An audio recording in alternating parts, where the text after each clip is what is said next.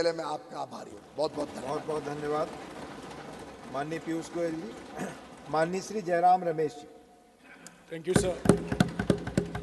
Sir, I rise to speak on a discussion that is entitled India's Glorious Space Journey Marked by Successful Soft Landing of Chandrayaan-3. Sir, listening to the Leader of the House, it appeared as if this glorious space journey started only in 2014. Yes. And that the Sutradhar of this space journey is the Prime Minister. I want to take this occasion, sir, to revisit this glorious space journey, not to make political debating points, but to pay tribute to a remarkable generation of Indian scientists and technologists who could have worked anywhere in the world, but chose to come back to India in the 1950s and 1960s. Sir, I have before me a government order issued on the 22nd of February 1962. This is the 22nd of February 1962, an office order issued by the Government of India, which reads that the Union Government has set up the Indian National Committee for Space Research. The committee is set up on the recommendations of the Scientific Advisory Committee to the Cabinet will advise the government on the promotion of research in and exploration of space and its utilization of peaceful purposes. India's glorious space journey began on the 22nd of February 1962, which was marked by the establishment of the Indian National Committee on Space Research. There were two people who were responsible for getting this INCOSPAR set up. Both were the great scientists of India. One was Homi Bhabha, who was then the chairman of the Scientific Advisory to the Committee to the Cabinet, and the second was Vikram Sarabhai, a great name, a man who had a vision for Indian space, and I expected the Honorable Leader of the House at least to make a passing mention of Vikram Sarabhai. Sir, I'm not yielding. Please. Sir, it was 2 weeks before INCOSPAR was set up that the Prime Minister of India, the then Prime Minister of India, Jawaharlal Nehru, went to Ahmedabad to visit the physical research laboratory that was created by Vikram Sarabhai way back in 1947. Sir, this is a photograph I have of Pandit Nehru with Vikram Sarabhai and E.V. Chitnis. In the old Parliament House, you could have seen this photograph. But in this new Parliament House, we need a telescope to see each other. I don't have a telescope, sir, but you can take me for my word. This is a photograph of the Prime Minister of India with Vikram Sarabhai and Professor E.V. Chitnis, who is 97 years old and is still alive. He is one of the key figures in this space journey. And in fact, Professor Chitnis's greatest contribution to our space program was the recruitment of a young engineer from the Madras Institute of Technology named APJ Abdul Kalam. Sir, after the establishment of INCOSPAR on the 22nd of February 1962, the second milestone in this glorious space journey was on the 21st of November 1963, when India launched its sounder rocket from Thumba, near Trivandrum. This was called TELS, the Thumba Equatorial Research Launching Station. This was the first sounding rocket launched way back on the 21st of November 1963. And this was made possible because of Vikram Sarabhai, because of H.G.K. Murthy, because of the Abdul Kalam, because of E.V. Chitnis, and a large number of scientists and technologists. So ISRO was created on the 15th of August 1969. This was when Vikram Sarabhai created the Indian Space Research Organization to give a developmental boost to the Indian space program. So the Indian space program is the only program in the world that has not come out of the military sector. It has been a civilian program all through. The Indian space program is the only program to have a developmental thrust, the use of space for remote sensing, the use of space for rural development, the use of space for communication, for weather forecasting. This is being the hallmark of India's space program going back to the creation of ISRO on the 15th of August, 1969. So, on the 25th of December, 1971, unfortunately, Vikram Sarabhai passed away very suddenly at the young age of 52. He died of a heart attack in Kovalam Beach, near Trivandrum. The Indian space program was then faced with a huge crisis. It had lost its Karta Data. It had lost its Nirmata. It had lost its visionary, Vikram Sarabhai, who had lived and dreamt of India as a space power. It was then that the then Prime Minister of India, Indira Gandhi, took what I consider to be the most important step that has made India the space power that we are all proud of today. So she wrote a letter to an Indian scientist who was then taking a sabbatical at the famous California Institute of Technology in Pasadena in California. The name of this scientist is Satish Dhawan, and it is in his honor that our launch center in Sriharikota is called the Satish Dhawan Launch Center. So, Indira Gandhi wrote a letter on the 7th of January 1972, and I wish to quote a few lines from this letter. This is the Prime Minister of India writing, "Dear Dr. Dhawan, Vikram's sudden and tragic death has deprived our entire space research program of leadership.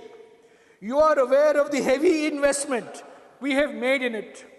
The 10-year profile of the development of space shows the extent of our commitment. We cannot afford to allow the entire organization to crumble. I should like you to accept the stewardship of our space program, which I am proposing to separate from the Atomic Energy Commission. Till 1972, space and atomic energy were together. But it is in 1972 that space gets separated from the Atomic Energy Commission. It will be for you to structure this new organization. Please let me know urgently when I may expect you to return and what arrangements you would like us to make for the interim period. I hope you will respond to an emergency situation in a sensitive area of national importance." This is a letter written by the Prime Minister of India to a scientist taking a sabbatical in California, who was then the director of the Indian Institute of Science, Satish Dhawan. Sir, Satish Dhawan immediately accepted the offer of the Prime Minister. He put some conditions that he would like ISRO to be headquartered in Bangalore. He would not like to be posted in New Delhi, that he would like to continue as the director of the Indian Institute of Science, and he would like full freedom to run ISRO the way it should be run. The Prime Minister of India accepted and acceded to all these conditions. So when he came back to India, when he took over as chairman of ISRO, her secretary, Mr. P.N. Haksar, sent Mrs. Gandhi a note. And I was fortunate enough to get a copy of this note in the archives.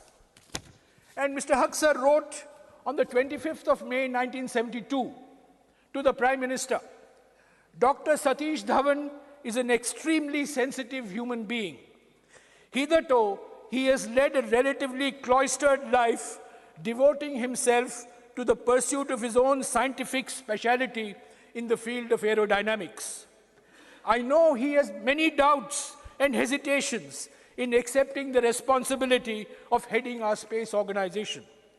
And if he were to opt out of it, we literally have no one at present as the second best choice.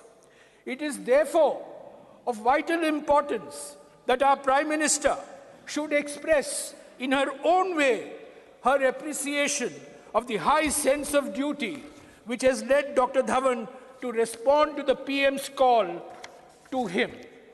It is equally necessary to say that Dr. Dhawan will continue to receive her personal support in sorting out any problems he may run up against any administrative and other fields, and that Dr. Dhawan should not hesitate in coming to the Prime Minister, and that he will always have direct access.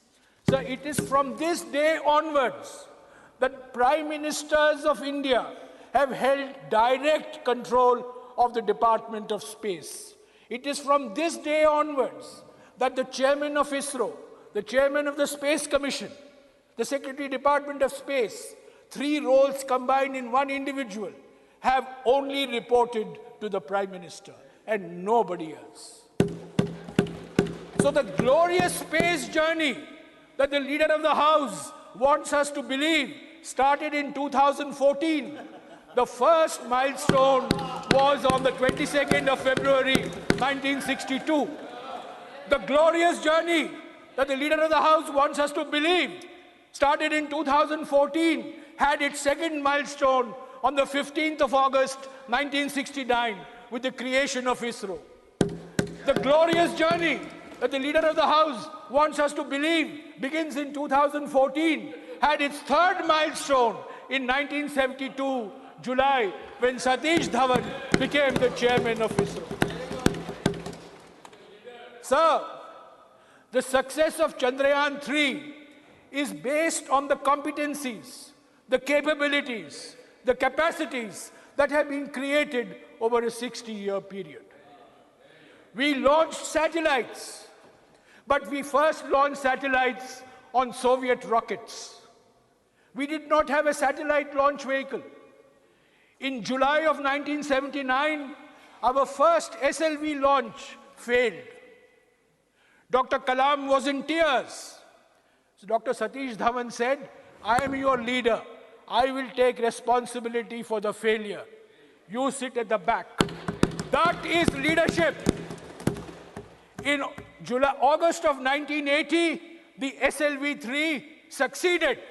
Dr. Dhawan said to Kalam, Kalam, you take credit for this. I will sit at the back. This is leadership. Leadership is not taking credit when things are going good and run away when the things are going bad. Leadership is when you have the courage to take the responsibility for things that are going wrong as much as you take credit when things are going right. So this is the milestones of a successful journey, sir. There have been many scientists, and I want to recall, I have mentioned Homi Bhabha, I have mentioned Vikram Sarabhai, I have mentioned Abdul Kalam. There's a great scientist of India who is forgotten today. He is the only scientist who has worked and contributed for a nuclear program as well as for our space program. And if you go to the Vikram Sarabhai Space Center in Thiruvananthapuram, you will see a statue of him in the space organization headquarters. His name is Brahma Prakash. He's probably one of the greatest metallurgists that India has produced. And he made a huge difference to our space program and to our atomic energy program. We have had a succession of chairmen. We had Satish Dhawan, U.R. Rao, Madhavan Nair, Kasturi Rangan, Radhakrishnan, Shivan, and now, of course, we have Somnath. Each of them have made contributions because the political leadership has given them the freedom to make those contributions. Sir, I also want to say that India's space program has always had a developmental orientation. It has always been space for development, space for communication, space for rural development, space for weather forecasting, space for identifying sources of water. Indian scientists and technologists have never seen India's space program as a symbol of Indian nationalism. It has always been seen in a developmental perspective. It has always been seen as an instrument of fulfilling developmental aspirations. And that's why we had INSAT, the Indian National Communications Satellite. And it is because of INSAT that we improved our weather forecasting. We located sources of water. We created new maps. We created platforms like Bhuvan. So while it is natural for all of us to take pride, I would like to urge all of us to please look at our space program fundamentally as an instrument of development and not as an instrument of muscular nationalism. This has been the hallmark of India's space program for the last 60 years. And let it be in that spirit with which it was founded by our scientists and technologists. So, I am entirely in agreement with the Prime Minister when he said yesterday that the Chandrayaan-3 achievement creates a new excitement for science. But sir, what is the point creating an excitement of science when you're removing Darwin's theory of evolution from textbooks? What is the importance of creating excitement of science when you reject Newton, you reject Einstein, you think all knowledge was available to India 2000 years ago? Sir, that is not a scientific temper. Scientific temper is the spirit of inquiry, is a spirit of questioning. We have had glorious tradition. We have had glorious tradition in mathematics. We have had a glorious tradition in metallurgy. We have a glorious tradition in astronomy. But, sir, let us take pride in our past, but let us not think that all of modern science, all of modern technology was known to us 2000 years ago. We have to move with the times. That is the scientific temper. That is the scientific spirit. If you reject science, if you do not give your scientific institutions freedom, if you do not allow scientific endeavor to flourish in a spirit of professionalism, you can have all the Chandrayaans of the world, but it is not going to make a difference to the minds of the young. So we have to create a scientific spirit, the spirit of questioning, the spirit of inquiry, the spirit of doubt. That is the spirit of science, which I hope will be created by this excitement. So, along with Chandrayaan-3, let us not forget Chandrayaan-1. Chandrayaan-1 was launched in 2008. And I have no hesitation in saying that the first announcement of Chandrayaan was by Prime Minister Atal Bihari Vajpayee on the 15th of August in 2003. After 2003, you had Chandrayaan-1 in 2008, you had Chandrayaan-2 in 2019, and you have Chandrayaan-3 in 2023. What does it mean? It means there is continuity in governance. If a Prime Minister refuses to acknowledge continuity in governance, if a Prime Minister believes that the world has started only when I became Prime Minister, if a Prime Minister believes that Indian science has become great, that the Indian space program has become great only when I became Prime Minister, sir, I beg to differ. Let us take, along with Chandrayaan-1, Aditya L1, which was also a great success. We have not mentioned it in your resolution. But this Aditya L1, the solar laboratory, which was launched 1 week after Chandrayaan-3. So when did Aditya-1 start? Aditya-1 started in the year 2006. It took 17 years for Aditya level L1. Sir. Sir, can I finish? Sir, it took 17 years for Aditya L1 to be conceived, to be planned, to be executed, and to be launched. The Honorable Leader of the House said, we are now making things in India.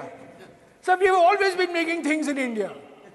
Larsen and Toubro, Walchand Nagar Industries. There are so many Indian companies I can think of which have been associated with the Indian space program going back to the 70s. To say that suddenly after 2014 we have started making things for our space program is a complete distortion of facts. In fact, the Indian space program has always been based on creative partnerships with the Indian private sector and Indian public sector. Our nuclear reactors are made in India. Our rockets are made in India. Our launchers are made in India. Our satellites are made in India. And they were being made in India before 2014. Sir, I don't know what your intention is, whether you want to pass a resolution at the end of the discussion. But if you do want to pass, sir, let me finish, sir. If you do want to pass, please acknowledge that the capabilities, competencies, and capacities that have resulted in Chandrayaan-3's success are the results of investments made over the last 60 years. These are based on contributions of successive prime ministers. These are based on contributions of a large number of Indian scientists, large number of Indian technologists, many of whom we don't even know of, many of whom we don't even acknowledge. But I think today is the day when we should salute our Indian scientific community, our Indian technological community. So, it is the Indian scientists and Indian technologists who gave India the Green Revolution in the 1970s. It is Indian scientists and Indian technologists who gave India the White Revolution in the 1970s. It is Indian scientists and Indian technologists which have created our missile development program, the Agnis and the Prithvis and the Nags. And it is Indian scientists and Indian technologists who have given our space program the profile in the world that it has today. And I want to say one thing about these scientists and engineers, sir. So all the newspaper headlines, all our talk is based on our elite institutions of learning. I happen to come from one of them. But I have no hesitation in saying that the contributions in the space program have come from men and women who are graduates of government engineering colleges, of lesser known engineering colleges. They are not from IITs, they're not from IIMs, but they are from colleges in Kollam, colleges in Trivandrum, colleges in Surat, colleges in Baroda, colleges in Pune, colleges in Bhopal, in Rajasthan, colleges in Indore, colleges in Jaipur. This is what colleges in Chennai. Sir, this is the strength of Indian science. The strength of Indian science doesn't come from 5 institutes or 10 institutes or 15 institutes. The strength of Indian science comes from a very large population of engineering institutions, which we have to nurture, which we have to upgrade, which we have to recognize, and which we must give full freedom for them to operate. So, sir, I associate myself with the sentiments of the Leader of the House, who has not heard whatever I have said because he's been busy in conversation with the person next to him throughout. He has been busy in conversation throughout. No. Take a Sir. Jairam, now you have made a reflection. Let him react. He has. And before that, Jairam was on right track. Jairam, you were on right track. But when I took the seat, you got little political. From science, you travel to politics. Sir, I had got up in between also. Unfortunately, Jairam thought, Honorable Chairman, sir. Sir हमारा पुराना रिश्ता है sir, हमारा पुराना रिश्ता है और ये बड़े इन्होंने कुछ साल पहले आइंस्टाइन और न्यूटन को कंफ्यूज भी कर दिया था। पुराना उसको रिश्ता, याद नहीं दिलाऊंगा उनको। पुराना रिश्ता, पर आज उनसे भाषण सुनना पड़ा, प्रवचन सुनना पड़ा। पुराना हमारे रिश्ता, स्पेस प्रोग्राम का क्या उपलब्धियां हैं। पुराना रिश्ता और पुराना घाव मीठा दर्द देता है। Sir, I associate myself with the leader of the house. We acknowledge, we salute, we applaud ISRO, the past members of ISRO family, the present members of ISRO family. We congratulate our Indian scientists. We congratulate our Indian technologists. I am sure that many more achievements are there in the years to come. But sir, I will only end by pleading that we need to give our scientific and technological institutions full freedom. We need to give our scientific and technological institutions full independence and professionalism. And we need to free our scientific and technological institutions of any political patronage and political interference and political intervention. So let us on that thought, acknowledge the glorious space journey that we have had. And let us also acknowledge the milestones that we have gone through, even though the Prime Minister and the Leader of the House may choose to airbrush them away from history. They are a fact of life.